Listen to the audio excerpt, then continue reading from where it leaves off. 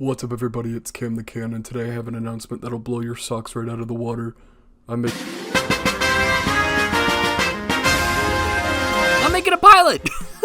Well, kinda. And the reason I say kinda is because I'm working on a concept pilot. While it's still in the early stages of pre-production, I'm willing to make this into an episodic series depending on how much you guys like it. But it'll still be able to stand on its own as an independent short film. The project is currently titled Project Stranger, and it'll be this longer CamTheCan narrative but with a villain named Dr. Ivan Vitreous. At the moment, I won't go into too many details, but I'm excited to show you guys what I have in store. Currently, I'm not looking to have a Kickstarter sort of campaign, because I think that would be a lot to manage, and I'm still a full-time student. But if you like what I do, I have some merchandise and a Patreon where I'm going to give updates on this project and other CamTheCan projects.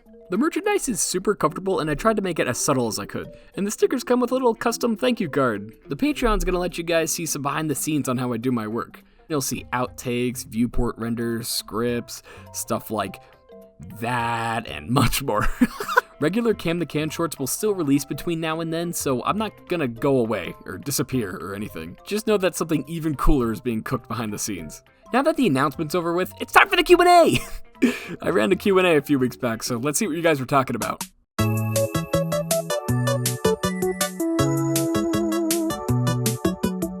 Does it hurt when you take off your lid? Yes! What inspired you to use the retro style? And what programs do you use for your videos? I use Blender. I also use Premiere and Audacity and all those sorts of things. By retro style, I assume you mean the fact that Cam and his surroundings are low poly. I believe this is inspired by my childhood love for things like Luigi's Mansion and how angular and stylized those environments are. Which is Luigi's Mansion Dark Moon considered retro now? Ugh. Tell me about that Dr. Pepper addiction you got. Shut up, man. That's not even a question. What did you do to have all of reality torment you? I just want you to be happy. That's a good one. Damn. I think it's funny. The collaboration you did with Isometric Pixel. The punch-on could be played in two different ways. A, they used their magical powers to turn into a cockroach, or B, they were already a cockroach and dropped the disguise after the rejection. What was the intention? This ended up being a happy coincidence in the script. The idea is that Pixel gets shot down in both ways, with both not being Cam's best friend and also because Cam hates bugs. Cam even specified by saying roaches when Pixel just said bug. What? So it was a happy coincidence there. Good question, thank you. Care to share what the real story of events the Cam discovers the entity were based on? Gladly. The animation was based on a similar experience I had late at night, in which a car with dim headlights was behind me but sort of far away. In my mind, I thought it'd be really funny if it was like an alien chasing me down as I was just like innocently driving, minding my own business on the highway. I mean, I quickly realized that, oh, it's not an alien, and I thought it would be funnier if it was just like a skull sliding instead.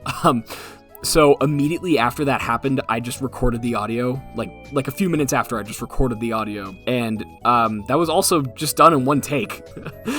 Yeah, I still love that short. Very fun idea. What's your go-to solution when facing a creative block? Good question. For real though, I balance work with the stuff that I did with CamTheCan, so I often find myself just wanting to come back. Like, the less I work on CamTheCan, the more I want to work on it. And I often also like to experiment in the work that I do, so each video sort of serves as an opportunity for me to try something new. The car short was a long one-take shot. The road short was effectively a small production with the amount of collaborators that were there. The Better Call Saul one was a compositing exercise. The Prison Escape one and the Sneeze short both had 2D implementation, and the list goes on. My advice is have fun, which also includes having fun during your breaks, so just don't ever overwhelm yourself or force yourself to work. If you can. Treasurer Paul Keating said this was, quote, the recession Australia had to have, and do you believe that there is more that claim the recession was, can Cam do the can? No! Are you an EV man or a cycles man? Yes! Why is Cam a can? Yeah. Just kidding. I've had the username since 2020, and in early 2025, I sought to create a character from the name. Here are the initial sketches. At what moment did you decide to start animating? I can't pinpoint a moment, but I've been doing stop motion since I was like 8 years old. Maybe one day I'll put those out. Do you ever wish that you were not a can? No. What kind of question is that? I love my garbage can life. Get out of here. I love your pet can, or whatever it is. Thank you. His name is Dog Food, and he's just like this little tin can critter that was opened on the wrong side. CamTheCan adopted him, though I have not shown that off yet. I plan to. Stay tuned. Which video was your favorite to voice over? I like the Martoon Plus one because the result actually surprised me and made me a little scared. I've never had a reaction to my own voice work before, so I think that's something. For people I've done voice work for, I love voicing the boss in Skullmug's Pilot, or Lincoln in the Smash Bronx universe by Rude Jack, or this cheeseburger video made by Migrod. I'm very thankful to have voiced in other people's work, so I'm fairly proud of it, so, yeah. What drives Cam to get out of bed every morning? What makes him happiest in life? My approach to Cam as a character is just to have him exist as this, like, joyful creature that's, like, super innocent and does no wrong. He loves life, but life doesn't love him, so that's the that's the bit there. What's your desk setup for 3D animation, and what hardware do you use? After my PC crapped out, I got this nice pre-built from Costco that has an RTX 5080 and a Ryzen 9 CPU. But to do what I do, you don't need anything that crazy. My desk setup is just a 2-monitor setup with a... Hey, what's that? Incoming sponsored segment. XP Pen sent me their amazing Artist Ultra 16 4K OLED display tablet, and it's since been a game changer for me. I personally haven't been able to incorporate a tablet into my workflow until XP Pen sent me this. With the addition of the programmable ACK05 shortcut remote, it's been a huge step forward in how I approach my work, both 2D and 3D. The remote connects using either Bluetooth or this little dongle, and the tablet connects seamlessly as well, using only one wire if desired. Hey, that rhymed. My desk isn't the biggest and my keyboard is fairly large, so I have my tablet tucked away at times.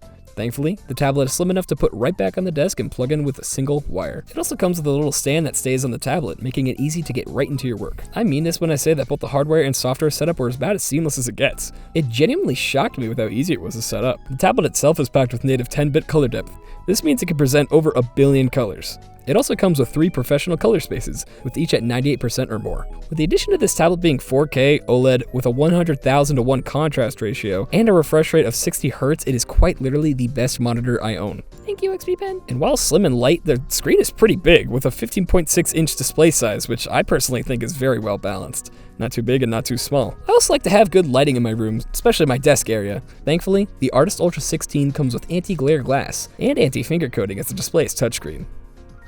It's touchscreen? This blew my mind when I first received it. I have never had a touchscreen display ever, and it was very fun navigating my computer with it. And using the software, you can even customize the drawing area. But of course, a drawing tablet is best used with its pens, and this one comes with 2. This awesome pen case also blew me away, as it comes with 2 professional styluses, or styli, both with 16,000 pressure levels. I personally prefer the X3 Pro Smart Chip stylus because it comes with an actual, functional eraser. I've never seen this before. Both pens are fully customizable. With each button and feature able to be customized, this enables a consistent and adaptive workflow, with the XP Pen software even allowing you to customize hotkeys per application. The tablet also comes with this floating menu that you can pretty much put anywhere and customize endlessly, though I personally prefer the wireless remote because it has this awesome wheel that works as a scroll wheel, a zoom, a rotate, or a toggle for brush size. Here's a time-lapse of me using the tablet and its remote. I haven't really gotten into digital sculpting or digital painting in the past, so this was a great way to both test my skills and this awesome hardware. This Prime Day is the perfect chance to pick up the XP Pen Ultra Artist 16, or any XP Pen tablet, because they're offering significant discounts on some of their products. So if you're interested, please check out the links in the description. XP Pen is also giving one of you the chance to have your very own tablet. If you're interested in entering the giveaway, check out the rules on how to enter through my Instagram. Thank you, XP Pen, for sponsoring this video and for changing how I approach my favorite activity. Now, let's get back into it.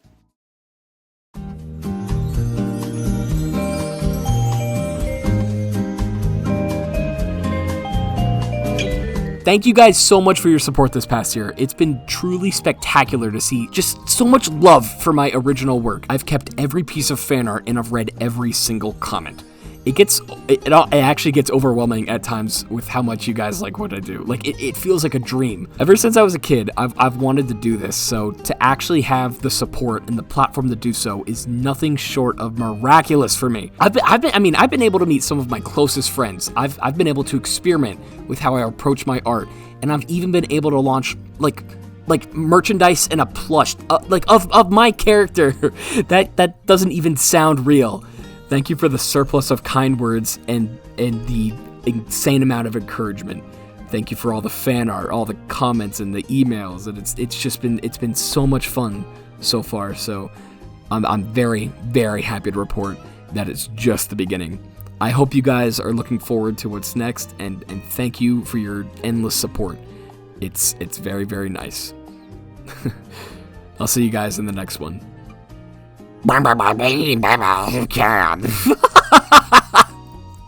That's my impression of my outro.